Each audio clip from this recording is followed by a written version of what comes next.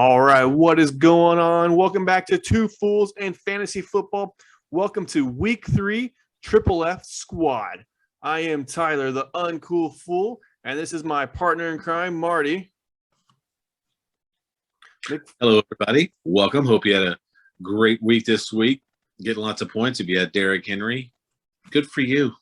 He got a few points. This guy had Derrick Henry. He was about ready to throw the towel in, and then all of a sudden the second half started. He shot up 70. That is true. But yeah, everybody. So on today's episode, we're going to give you an injury update, a few injuries to go over, of just some waiver wire pickups, some waiver wire drops, and some guys you want to hold on to. Not necessarily pick it, not necessarily drop them, just watch them for a few more weeks. You're going to hold off on them right now. Yeah. So, yeah. All right.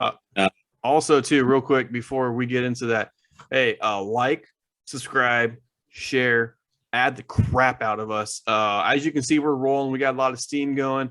We're giving you guys great information week in, week out. So make sure you stay with us for the full ride. All 18 weeks this year, believe it or not. 18 freaking weeks. Biggest season of the year. Best Two Fools ever. So now Marty is going to give you all the injuries from week 2. Marty, take it away. All right. Starting off, Tyrod Taylor, hamstring injury. He's listed right now out 4 weeks. So he's kind of like, hold on to him. He'll be back. Next up, we've got the old Red Rocket coming out of Chicago. Andy Dalton hurt his knee. That's very good for all the Justin Field fans out there. There's no timetable on the next couple guys we're going to talk about. They don't know yet. Mr. Glass, Carson Wentz, hurt his ankles, plural, ankles. So I just, you know what? He's on my drop list. Just drop Carson Wentz. The guy's garbage. Tua Tagovailoa out of Miami. Tua Tagovailoa. Sure, that's what you want to call him. I wouldn't call him that to his face. Got his ribs relocated in the game against Buffalo. No timetable on him. Deontay Johnson hurt his knee on the last play of the game in the Pittsburgh game. No timetable on him. Jarvis Landry from the Browns has a slight MCL sprain. He is listed at week to week. Yes. And my friend Tyler is going to tell you about his home team's running back situation. Yes, the 49ers, they don't have any running backs right now that are healthy on the squad. All 3 got injured in the fourth quarter within a 5-minute period, so that is awesome if you're a Niners fan, which is not really awesome. Sermon got his clock cleaned, first carry ever in his NFL career, got a concussion laid on the ground. He didn't know what stadium he was at, so he's going to be out for a little while. Eli Mitchell, their starting running back, he hurt his shoulder. It's called officially a stinger. They're not too sure when he's going to be back, but he will be back this week, it sounds like. And also, Jermichael Hastings hurt his ankle this week. Right now, he is listed as week to week. So if you are a Niners fan like this guy, you are holding your breath right now because they have literally no running backs that are healthy. So it's going to be a very interesting week. So now we're going to roll right on to the week 3 waiver wire pickups. These are the guys who you want to pick up. These are the guys who've had a first great 2 weeks so far, and they're going to keep producing here throughout the rest of the fantasy time here for this week 3. So the first guy we're going to talk about is Jakobi Meyers, New England wide receiver. Jakobi Meyers has had 15 targets over the last 2 weeks, which would be week 1 and week 2.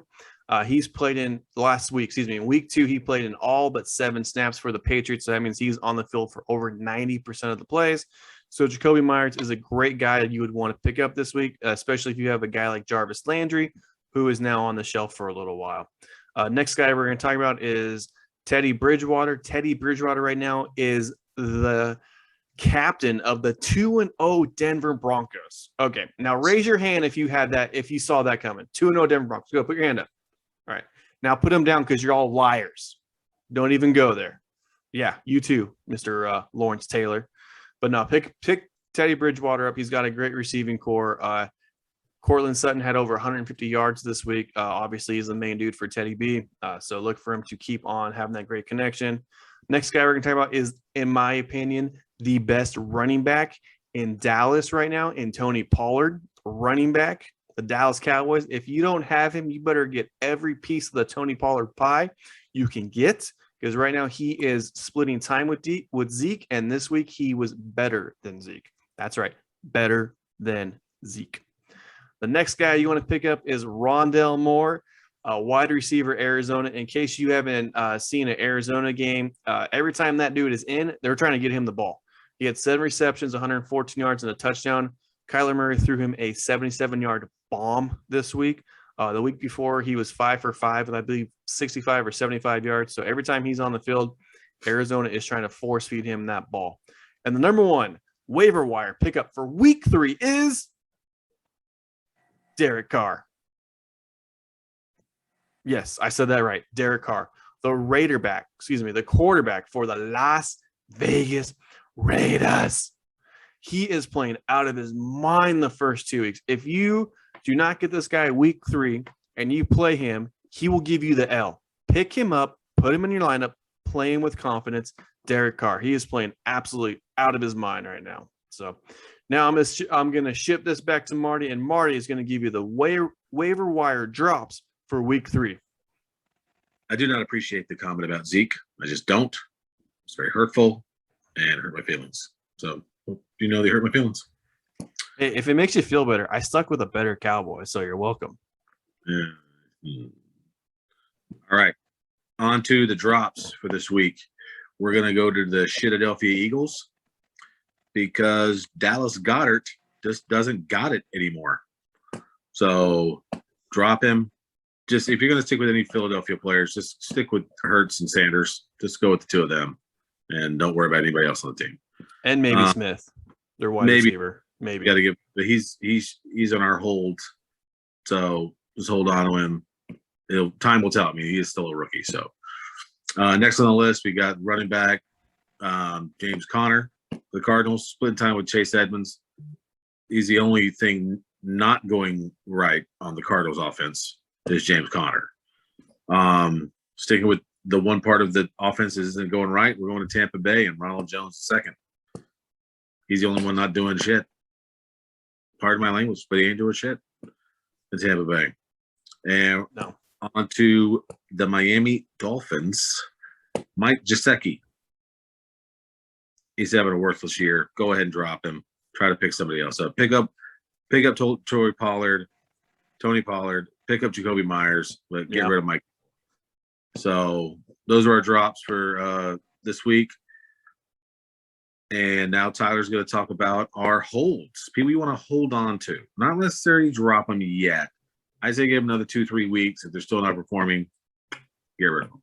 Yeah, exactly. This hold list is basically just going to say, if you have these guys on your roster, just kind of tread lightly. You know, don't drop them just yet. Just kind of give them a little more time to develop and see what happens here. The first guy we're going to talk about is Callaway. I believe his first name is Marquez Callaway, New Orleans wide receiver.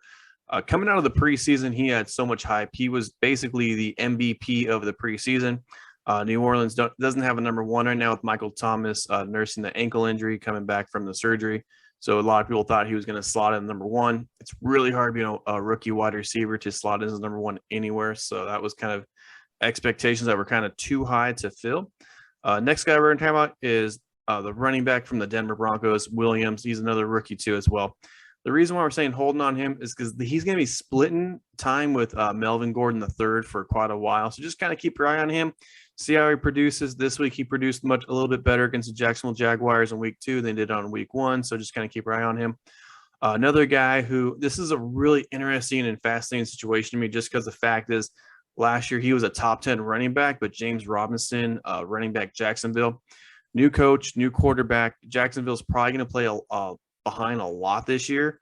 So look for James Robinson to have a kind of a very, I would say, up and down season, just because of the fact that if Jacksonville is playing behind like crazy, having a rookie quarterback, it's going to be tough for him to get some points. With that being said, so and then also too, one other guy we want to hold is the rookie Smith from Philly. Like Marty was saying, his first game he had a touchdown, he had a great game. Week 2 they played a much tougher team in San Francisco on both sides of the ball. So just kind of hold on to him, keep watching him, see what he does. So he could do some great things here for the Eagles offense. They're desperately looking for a wide receiver to carry him to somewhere. So, but anyway, so those are some of the guys you hold on to. Also, too, I want to make one more comment, one more thing that I wanted to point out is that, as you can see, Arizona Cardinals, they are a pass-first team. The Tampa Bay Buccaneers, they are a pass-first team. So a couple of things on the drops there for them is that they're throwing the ball a lot more than they're running the ball. I'd probably say, if I had to take a guess, it's probably 2 passes to every 1 run for both of those organizations, and I might be lowballing it, just kind of saying. So that's why we're not really high on Connor or Jones, and honestly Edmonds or Leonard Fournette either. So just saying. But Fournette does have a bigger chunk in the offense overall for Tampa Bay, as he has Tom Brady's trust, which makes a huge difference. So anyways, just one more comment on both of those. So anyways, thank you guys for going through this video, checking it out, listening to everything we had to say, absorbing it. Hopefully this helps you with your week 3 waiver wire adds and drops and leads you to having a more solid, more significant, and more importantly, a deeper roster, not just this week, but for the rest of the season too as well. Marty, do you want to say anything else? No, just thanks for joining us on this video, everybody. And like we said earlier, like, share, subscribe. Yes. Friends, tell your mom, tell your wife, tell the kids. We're trying to get 50 subscribers by the end of this month. Yes, let's do it, boys. Come on.